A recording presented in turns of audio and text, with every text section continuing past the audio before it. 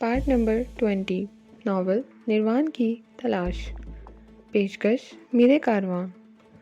اگر آپ نے ہمارے یوٹیوب چینل کو اب تک سبسکرائب نہیں کیا تو براہ مہربانی اس کو سبسکرائب کریں. اگر ہماری ویڈیوز پسند آئیں تو انہیں لائک، شیئر اور کمنٹ ضرور کریں. آ رہی تھی لیکن عین موقع پر ہی غائب ہو گئی. ہم انتظار نہیں کر سکتے تھے. لیکن سچ سچ بتا دو، کیا اسی نے؟ ابے بے وقوف، وہ تو تیری ساتھی تھی، وہ سالے کیا مخبری کرتی، احسانی نے کہا اور پھر ان دونوں کو اپنے آدمیوں کے حوالے کر دیا. اب کیا پروگرام ہے احسانی؟ میں نے پوچھا. دوست نواز، تمہاری اس تعاون پر ہم زندگی بھر تمہارے احسان مند رہیں گے.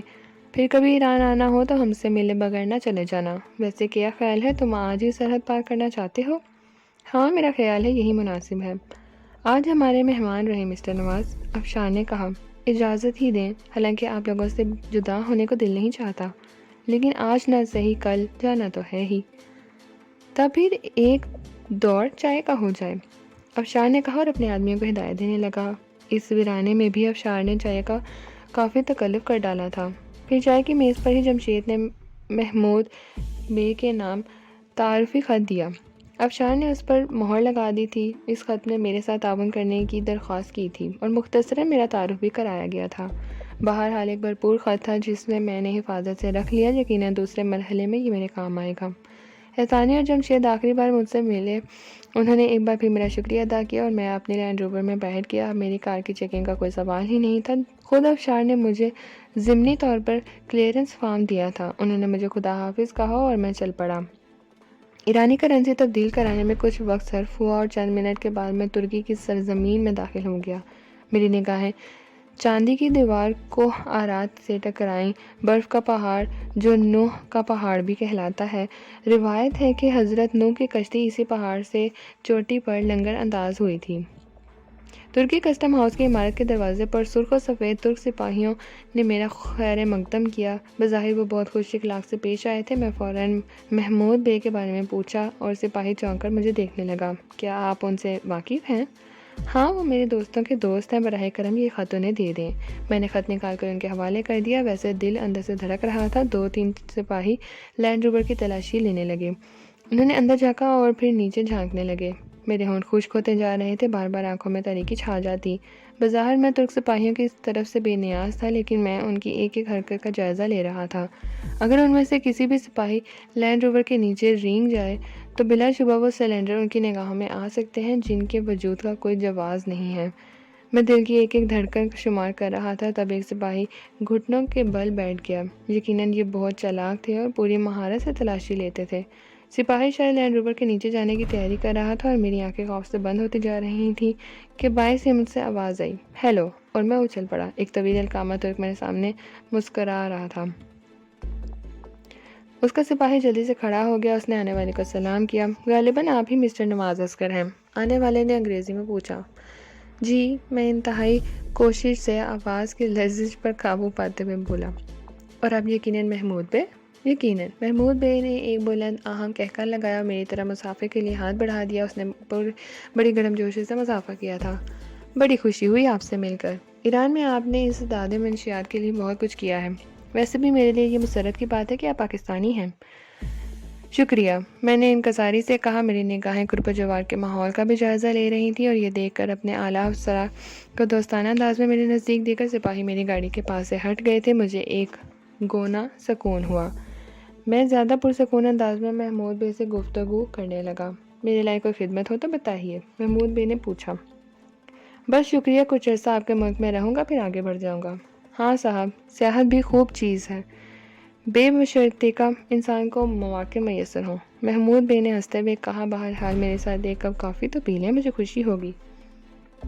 شکریہ، میں نے رضامندی کا اظہار کرتے ہوئے کہا. اور محمود بے نے اپنے ایک آدمی کو اشارہ کیا. وہ میرے ساتھ میری گاڑی میں ہی آ بیٹھا.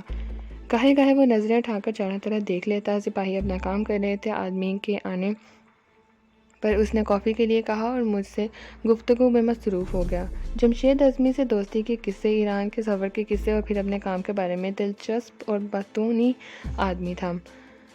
بہت جلدی بے تکلف ہو جانے والوں میں سپاہی گاڑیوں اور انسانوں کی تلاشی لے رہے تھے۔ اس کے بارے میں ذکر کرتے ہوئے محمود بے نے کہا، منشیات کی اسمگلنگ کا زور بڑھ گیا ہے۔ اب تو بڑے ملزم پیمانے پر یہ کاروبار ہو رہا ہے۔ اسمگلر نئے نئے طریقے جات کرتے ہیں اور ہم لوگوں کو ان کی نفسیات سے پوری طرح واقف ہونا پڑتا ہے، ورنہ پہلے نہایت آسانی سے کام چل جاتا تھا۔ مثلاً ہم ایک فارم پر کراتے تھے جس پر سوال ہوتے تھے، بظاہر صرف اسے کاغذی کارروائی کہا جاتا تھا۔ اس پر سوال ہوتے تھے، آپ کے پاس کیمرہ ہے، کتنی فلمیں ہیں، ترکی میں کتنے روز قیام کا ارادہ ہے، آپ اپنے سامان میں چرس یا افیون تو نہیں لے جا رہے، اگر لے جا رہے ہیں تو مہربانی کر کے وزن لکھ دیجیے۔ اور اسمگلر حضرات یہ بے نیازی دیکھ کر تھوڑی بہت مقدار لکھ دیتے تھے اور نہایت آسانی سے دھر لیے جاتے تھے۔ لیکن اب وقت بدل گیا ہے، سب کو اس خطرناک فارم کے بارے میں معلوم ہو چکا ہے، چنانچہ فارم سسٹم ختم کر دیا گیا ہے۔ خوب، میں کہتا رہا۔ میری نگاہیں چند ہپوں کی طرح تھیں جن کے پاس شاید کچھ موجود تھا۔ سپاہی ان سے الجھ رہے تھے۔ اتنی دیر میں کافی آ گئی۔ محمود بے سپاہیوں کی طرف متوجہ ہوا اور کافی کے گھونٹ لے رہا تھا۔ بالآخر سپاہی ہپوں کو لے کر محمود بے کے پاس پہنچ گئے۔ چرس کی تھوڑی سی مقدار ان کے پاس تھی جن کے بارے میں ان کا کہنا تھا کہ وہ ان کے اپنے استعمال کے لیے ہے۔ محمود بے ان سے گفتگو کرتا رہا۔ بہرحال اس نے چرس اپنے قبضے میں کر لی اور انہیں ترکی میں داخل ہونے کی اجازت دے دی۔ اس سے زیادہ وہ کچھ نہیں کر سکتا تھا۔ کافی ختم ہو گئی تو میں نے اس کا اشارہ شکریہ ادا کیا اور جانے کی اجازت مانگی۔ بڑی مختصر ملاقات رہی، میں کوئی خدمت بھی نہیں کر سکا۔ محمود بھائی نے میرے کاغذات طلب کرتے ہوئے کہا اور پھر ان پر دستخط کر دیے۔ لیکن یہ تو میں ہی جانتا تھا کہ اس نے کتنی بڑی خدمت انجام دی ہے۔ میں نے اس کی اجازت سے گاڑی سٹارٹ کی۔ محمود نے دور سے ہی اپنے آدمی کو اشارہ کر دیا اور انہیں رکاوٹ ہٹا دی۔ میری گاڑی اندر داخل ہو گئی۔ میرا دل بلیوں اچھل رہا تھا۔ میں نے اپنی پہلی مہم کامیابی سے سر کر لی تھی۔ بس اب تھوڑی سی کوشش اور اس کے بعد بیڑا پار۔ کوہ آرات کے خنک دامن میں سفر کرتا ہوا میں آگے بڑھتا رہا۔ ٹھٹھرا دینے والی سردی تھی، اسٹیئرنگ یخ ہو رہا تھا، لیکن فی الحال میں رک کر دستانے پہننے کے موڈ میں بھی نہیں تھا۔ تھوڑی دیر کے بعد میں عرض روم جانے والی بسوں کے اڈے پر پہنچ گیا۔ سرحد کا مرحلہ طے ہو گیا تھا اور اب کوئی خطرہ نہیں تھا۔ ایک طرف سے گوشت بھونے کی خوشبو ناک میں چڑھ رہی تھی۔ بے اختیار رکنے کو دل چاہا اور میں نے گاڑی کا رخ سڑک کے کنارے بنے ہوئے گھاس پھوس کے قہوہ خانے کی طرف کر دیا۔ قہوہ خانے کا مالک زمین پر بیٹھا کوئلے دہکا کر سیخ کباب بھون رہا تھا۔ میں نے اپنے سامان سے گرم دستانے نکالے، انہیں ہاتھوں پر چڑھایا اور گاڑی سے نیچے اتر گیا۔ چھپڑ کے نیچے پنجیں پڑی ہوئی تھی اور ان پر بہت سے لوگ بیٹھے ہوئے تھے، ملکی اور غیر ملکی ہپی بھی تھے۔ تب اچانک میری نگاہ ایک کونے کی طرف اٹھ گئی اور میں چونک پڑا۔ دوشنا شکلیں نظر آئیں۔ یہ کیسٹر اور جولیا تھے، وہ ہپی جوڑا جس نے افغانستان سے ایران تک ہمارے ساتھ سفر کیا تھا۔ اس وقت جب کوشلیہ میرے ساتھ تھی، جو خاموشی سے ہماری اور کوشلیہ کی گفتگو سنتا رہا اور بعد میں یہ کہہ کر اتر گیا کہ وہ اردو سے بخوبی واقف ہیں۔ ان دونوں نے مجھے دیکھ لیا تھا اور وہ مضطربانہ انداز میں کھڑے ہو گئے۔ اب انہوں نے دیکھ ہی لیا تھا تو انہیں نظر انداز کرنا مشکل تھا۔ میں فیصلہ نہیں کر پا رہا تھا کہ انہیں دیکھ کر مجھے خوشی ہو رہی ہے یا الجھن۔ تاہم میں ان دونوں کی طرف بڑھ گیا۔ ہیلو، جولیا مجھے دیکھ کر کھل اٹھی۔ اوہ مسٹر نواز، تمہاری وائف کہاں ہے؟ جولیا نے پوچھا۔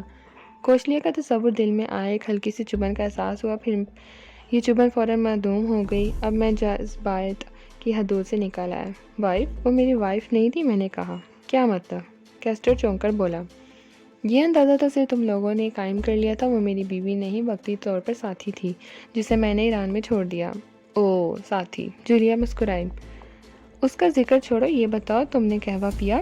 میں نے کوشلیہ کے ذکر سے بیزار ہو کر کہا۔ ہاں، لیکن افسوس دوست، ہمارے پاس صرف ایک کپ کے پیسے تھے، ہم نے ایک کپ قہوہ منگا کر آدھا آدھا پی لیا۔ مطلب یہ کہ تم ہماری خدمت سے معذور ہیں، کیسٹر نے کہا۔ اوہ کوئی بات نہیں ہے، اب میری طرف سے پیو، میں نے کہا اور بوڑھے کو اشارہ کر کے سیخ کباب اور قہوہ لانے کے لیے کہا۔ بوڑھے نے قہوے کی کیتلی، بڑے بڑے پیالے اور سیخ کباب کی پلیٹ ہمارے سامنے رکھ دی۔ کیسٹر اور جولیا احسان مند نگاہوں سے میری طرف دیکھ رہے تھے۔ شروع کرو، تکلف کی ضرورت نہیں ہے، میں نے کہا اور ان دونوں نے کباب کھانا شروع کر دیے۔ کباب اور اس کے ساتھ قہوے کے گھونٹ بے حد لطف دے رہے تھے۔ میں نے دوسری پلیٹ کا آرڈر دے دیا، نہ جانے وہ دونوں کب سے بھوکے تھے۔ قہوے کے کئی پیالے اور سیخ کباب کی 3 پلیٹیں کھانے کے بعد انہوں نے سکون کی سانس لی اور پھر کیسٹر نے میرا شکریہ ادا کیا۔ اب تمہارا کیا پروگرام ہے کیسٹر؟ میں نے پوچھا۔ اوہ، عرض روم جانے والی بس دن میں صرف ایک ہی بار یہاں آتی ہے، لیکن بدقسمتی سے ہمارے پاس کچھ بھی نہیں بچا۔ بس کنڈکٹر خود کو اتنا با اخلاق ثابت نہیں کر سکا کہ ہمیں مفت لے جاتا۔ چنانچہ طے کیا گیا کہ 1.5 لیسرا میں قہوہ پی کر جسم کو تھوڑا سا گرم کریں اور پھر بایزید تک کا سفر شروع کر دیں۔ قصبہ بایزید یہاں سے زیادہ دور نہیں ہے، سردی کی وجہ سے سفر اور سست ہو جائے گا۔ تاہم ڈر صرف یہ تھا کہ اگر راستے میں رات ہو گئی تو سردی پریشان کرے گی، کیسٹر نے بتایا۔ اوہ، تب پھر اٹھو، میں نے کہا۔ اوہ، تمہارے پاس گاڑی موجود ہے؟ ہاں، شکریہ پیارے دوست، کس زبان سے تمہارا شکریہ ادا کروں؟ کیسٹر جلدی سے اٹھ کھڑا ہوا۔ جولیا اب بھی تشکر آمیز نگاہوں سے میری طرف دیکھ رہی تھی، اس کی نیلی آنکھوں میں ممنونیت کے جذبات تھے۔ کتنے پیسے؟ میں نے قہوہ خانے کے بوڑھے مالک سے پوچھا۔ 35 لیرا، اس نے کہا اور دونوں ہاتھ زور زور سے ملنے لگا۔ کیسٹر اور جولیا نے گھبرا کر میری طرف دیکھا، لیکن میں نے اطمینان سے پیسے نکال کر اس کے ہاتھ میں تھما دیا۔ کیسٹر نے شانے پر ہاتھ مل کر باہر نکل گیا۔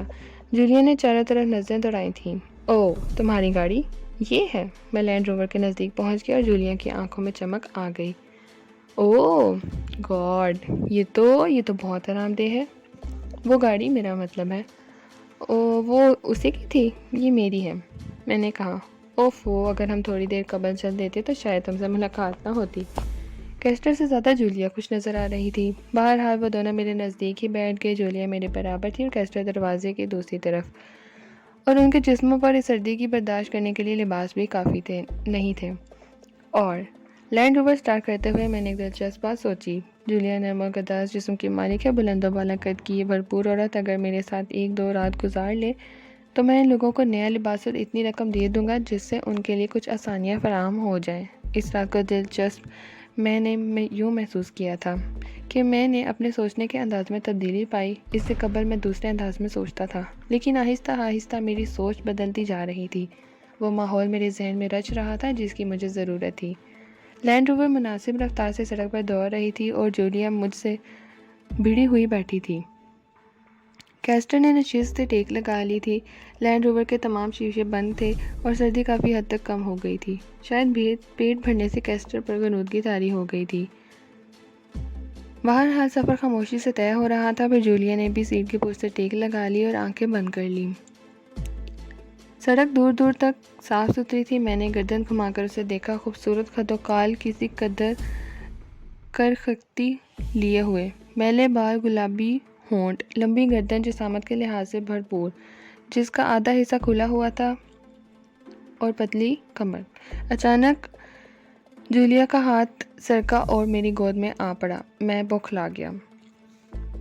پارٹ نمبر 20 بک نمبر 1 اختتام پذیر ہوتا ہے۔ ناول کا بقیہ حصہ بک 2 پہ سماعت فرمائیے۔